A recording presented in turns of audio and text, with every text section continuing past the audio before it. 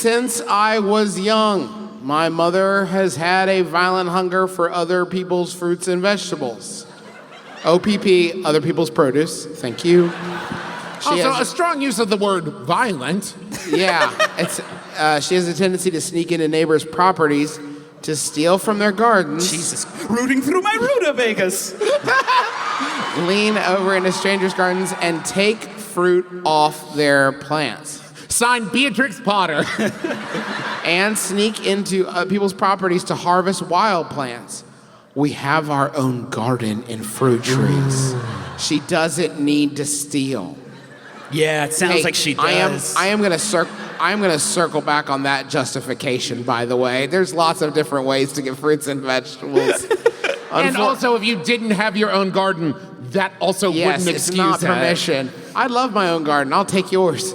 Unfortunately, in the last few years, she decided that because I tell her not to do this, I'm a narc. And a square. And just makes fun of me for not wanting her to do these veggie crimes. How can I get my mom to respect me? This fruiting is tearing our family apart. That's from Jay, child of crime. Are you here, Jay? Hello. Arrest them! Complicit! I will also say, just quick backup, Veggie Crimes would be a great, gritty reboot to Veggie Tales. Coming this fall to the CW. Dick Wolf presents Veggie Crimes. Veggie Crimes. If you looks like he went Old Testament on his ass. Speaking of, have you ever heard the good news? I don't care if you like to talk to tomatoes. You're gonna talk to me. Oh boy, we're really playing to the Vacation Bible School crowd out there. I'm not sure how. Okay, cool. Woo! Close one. So, maybe stop being such a fucking narc. Unconventional response. Well, hold on. I do think we can agree. You can go to the store. You can buy a zucchini, but how sweet is that zucchini stolen? I have grown produce once in my life. Intentionally? Yep. Okay. I grew a bunch of tomatoes. Accidentally. Okay, that was the question. It was intentional. Like, once we saw that they were making a run at it, we were like, all right, we'll see what we can do to help you out. Okay. With our limited knowledge of this. We ended up with like 30 pretty good tomatoes. And that's when Sydney and I realized that we don't like tomatoes. So anytime you come to our house, be like, thank you so much for coming. Here are 4 tomatoes.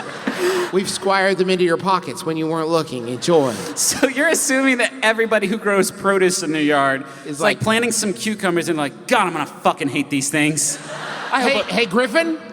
Yeah. Actually, now that Justin has said it, in my experience, every time I've gone to someone's house that has a garden, they have said, please take some of these. Okay, to the that's point fair. where, no joke, my mother-in-law, one day we took BB up there to visit, and as we were leaving, she just looked and said, by the way, Teresa, I put some tomatoes in your purse.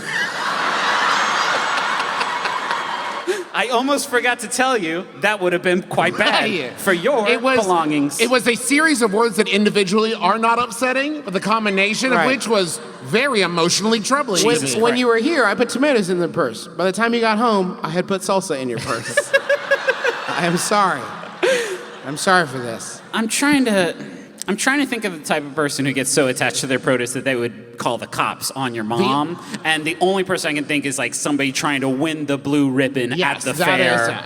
Because I've only tried to grow herbs and like my basil will dry out because a bird looked at it wrong or whatever the fuck. And I see that and I'm like, oh, well, it's just basil.